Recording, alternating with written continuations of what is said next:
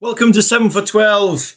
After a compelling day at Lord's in the first day of the second test match, this is the place to be for all the review of the England versus India series. Don't forget to like and subscribe and possibly leave a review for me and John Norman, and we'll get back to you. Well, Joe Root will no doubt be spending the next 12 hours or so regretting the decision to bowl first. India ending in a dominant position. KL Rahul unbeaten on 127. Rohit Sharma 83. Virat Kohli 42. And really, with India looking forward to better batting conditions on day two, it could get even worse. Jimmy Anderson, a surprise inclusion at the start of play with 2 wickets in the afternoon session. Ollie Robinson bowled well in the final stages as well to get Kohli's wicket, but it's all been about India, and when you consider India are approaching 300, 7 wickets in hand, and still the likes of Rishabh Pant to come, well, as I say, it's been India's day. England would do well to make sure it's their day on day two.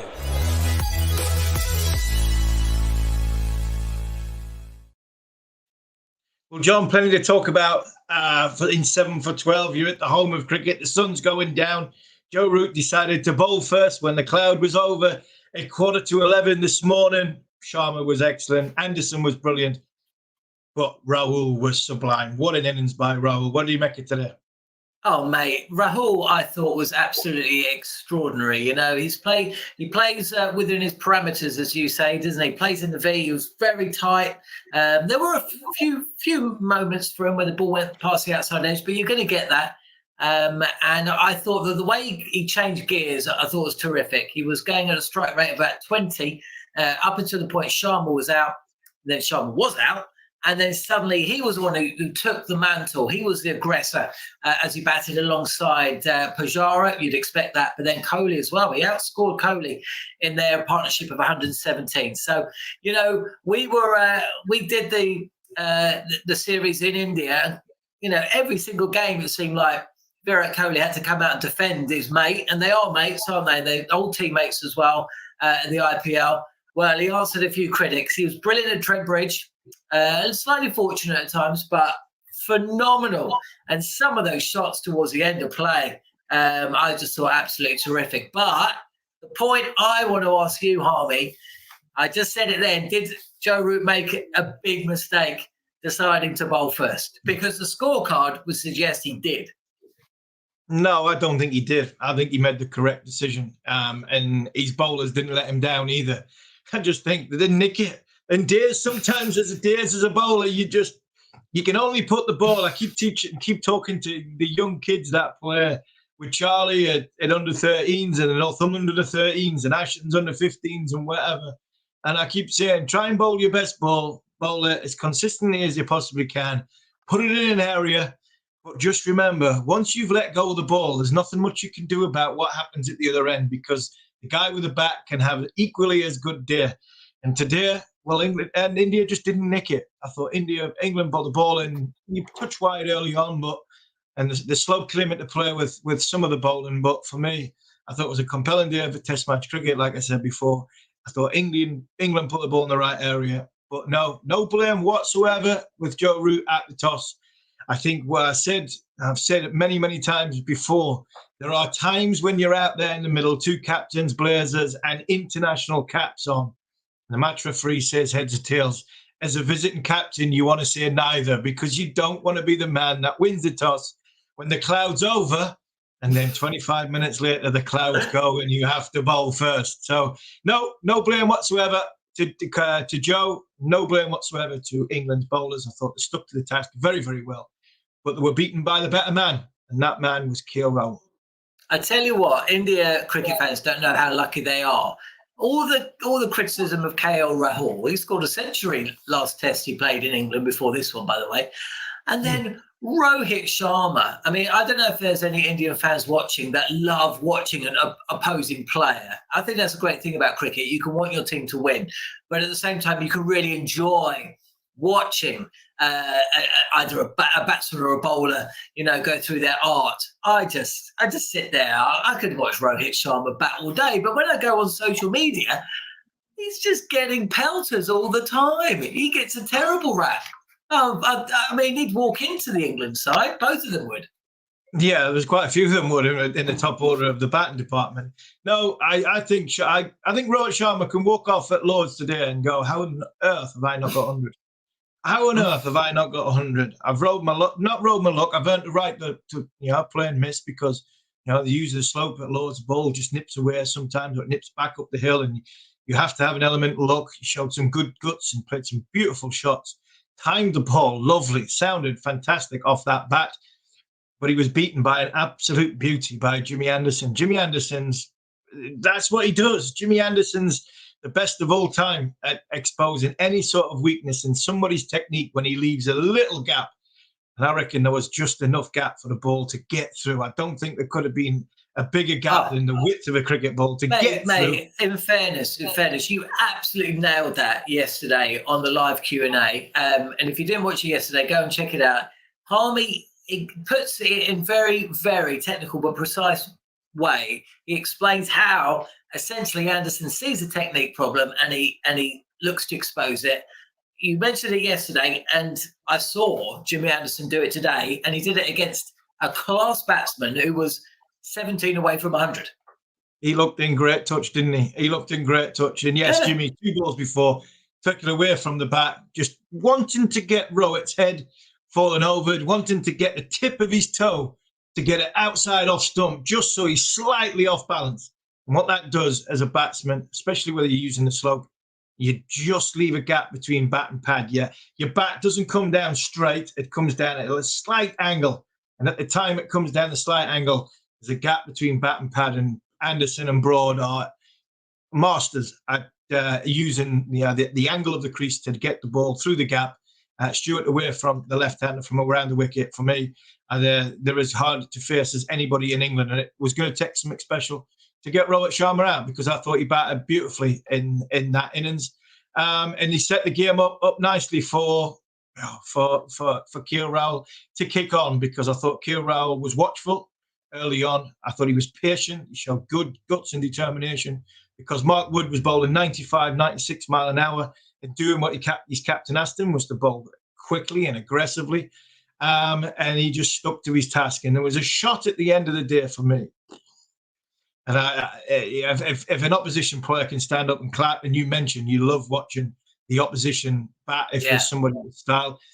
Coming from a Newcastle United fan that's got a season ticket at St James's Park, I go to watch the opposition sometimes and in awe of the likes of De Bruyne and people like that go and play for other clubs.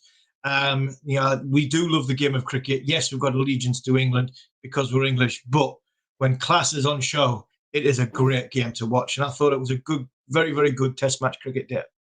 I thought Robinson bowled well he wasn't quite on it. Maybe the pressure of taking the new ball at Lords in just his 3rd test match, don't forget, but he came back really well. Bowled a good spell with the older ball, and then with the second new ball. Not sure Kohli should have been playing at the delivery that got him out, but that was a classic example of watch the balls beforehand. That will explain why Kohli did what he did, because he had been beaten on a couple of occasions by Robinson, and the Indian captain wanted to get back on ball, playing defensively at a ball that he could have left alone, and the edge was taken by Joe Root. So he bowled well, but India's day, surely. Yeah, India's day, but not out of it by England, any stretch of imagination for England. Tomorrow morning, the first hour, 2 hours, the old cliche is key. England have worked tirelessly hard, and the captain will be saying, and the group of bowlers will be saying, we've put all this hard work in today, and we haven't had a great deal of luck. They've played and missed quite a bit. They haven't nicked it. We've got to cash in tomorrow. Keep putting the ball in that area, and we will get the chances. And I think you've got to keep believing that is going to be the case. I agree on Robinson. I thought his first spell, maybe the slope did him a little bit, and I've said this a couple of times.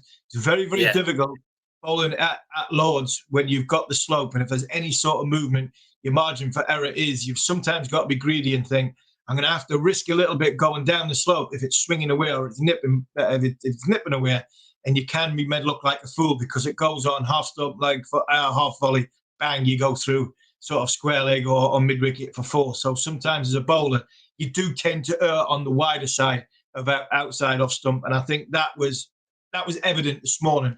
But I thought England, once they got going, they got the lines right. Sam Curran was a slight concern because we need to find out.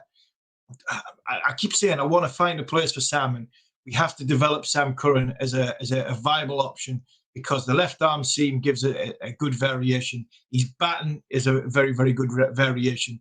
But I think he needs to work on when things aren't going quite as well in his favour, i.e. it's not swinging or it's not seaming because of his pace and his trajectory, his size. He's got to find a way of staying in the game without going for boundaries. And I think that just comes with experience. Okay, well, look, thanks for joining us. This is a live 7 for 12. Please, if you got this far, review, subscribe, leave a comment, and we will answer it on the show. In fact, we've got some big questions coming up on the show. Harmy's moment of the day, and we'll take a look at what he predicts for day 2.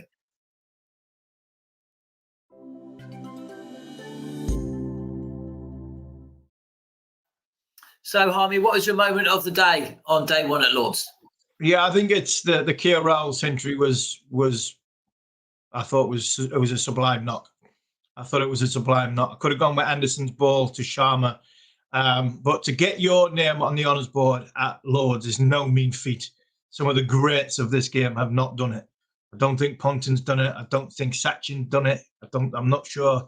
Gavaskar, all these great players have not got their name on that honours board at Lord's. I might be wrong on a couple of their names, but KL Rahul deserves his because, yes, question marks on place, question marks on selection. He batted a long time at the start, but he soon catched up, and class players do that. And now, for me, the century is my moment of the day. Brilliant stuff. I think he became the 10th Indian batsman to get his name on the honours board.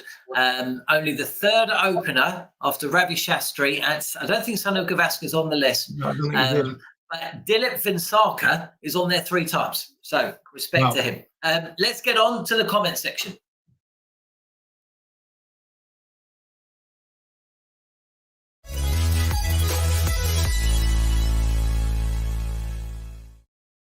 Okay, Harmy. Well, look, we've had plenty of questions in on YouTube and also on Instagram. Let's go with this one from Malumstead, who says, how long can Jimmy keep going?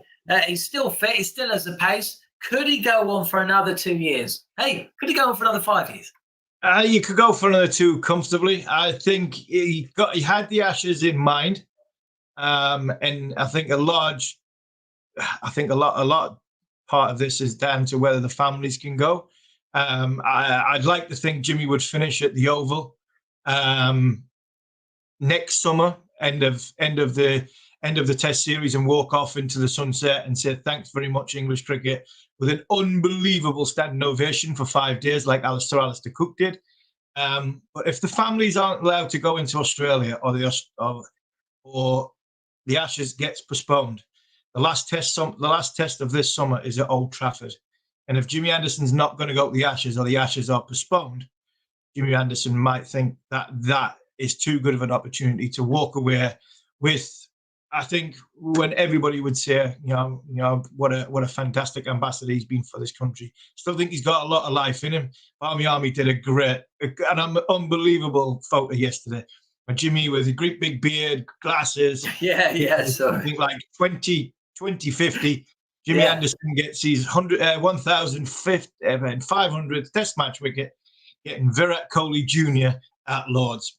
Okay, anything Jimmy Anderson wants to do, I'm sure he'll do it because he's been a champion. But I think watch this space on Jimmy. I would imagine he'd want to go all the way through Ashes in next summer. But if the Ashes aren't going to go ahead, Jimmy might just decide, you know what, the last Test match of this summer is at Manchester. It might be a good time for me to bow out. Great shout. Let's see if there's any questions on YouTube as well. Thanks for watching the channel on YouTube. This is for Madhur Sharma. He says, England came back pretty well from a similar situation against New Zealand at Lord's. And he's right. I just had a quick look, actually, on me book. And he's right, actually. 246 for 3 New Zealand were at that stage. Devon Conway, remember him? He was 136 not out. Nichols 46. But England zipped through the tail to a degree. But what I would say to Madhur is that if it hadn't rained on day 3 here at Lord's in that test match, I think New Zealand would have won that match. And that's something that Jimmy Anderson himself suggested following the game. So I think they got out of jail in that occasion, much like they did at Trent Bridge. So I'm not sure that's quite a like for like. No, but I think if England can knock, this is a 400 pitch. And this is definitely a 400 pitch. There's not much happening. And if anything does happen, it's quite slow.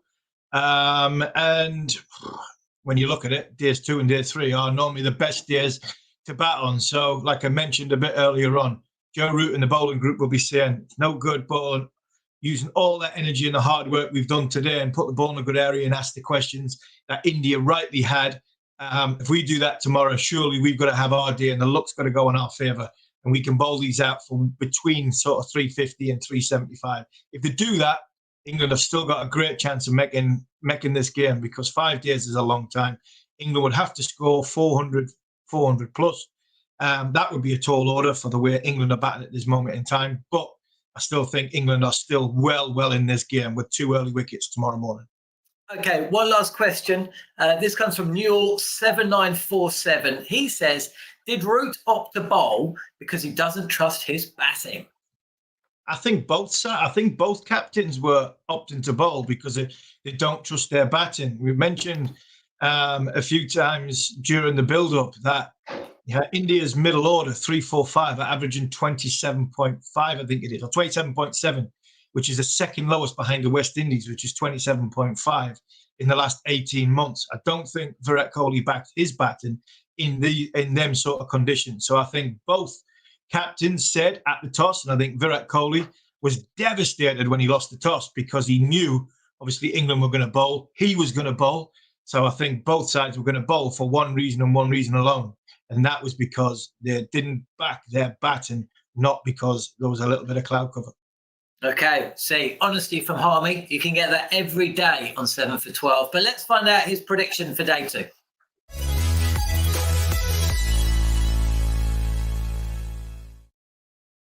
Come on then, Harmy. You're a confident man, usually. How do you predict day 2 at Lord's? Yeah, I'm going to go for 2 early wickets, 1 by Robinson, 1 by Anderson. First up, KL Rahul, he's going to get out. Restless night sleep. Overnight, he's going to go through the whole thing again in his sleep, thinking, what 100 I've got and everything I've got. Maybe he's a bit of a lazy feet in the morning and he gets knocked over. And I think if he does that, England will knock India over for around about 350. And that, for me, is still in the game for England. If India are still batting with KL Rahul at lunch with Rishi Pant playing one of his benefit knocks, then I think England will be out of the game, because that will get India well over 400, 425. And I think that, in excess of that, I don't think England will get that twice in this test match, because 5 days, yes, a little bit of rain around on Sunday, but I still think there's a result, even if both sides bat reasonably well. But for me, I'm backing Anderson, I'm backing Robinson. I think England will come back strong tomorrow morning. Well, Indian fans, if Harmy's wrong, make sure you come back and tell him so. Like, subscribe, review. This is 7 for 12. We're going to be here following every day of India's tour to England. But for today, as it gets a little bit dark and I've got to get home, Harmy already is at home. Thanks so much for watching.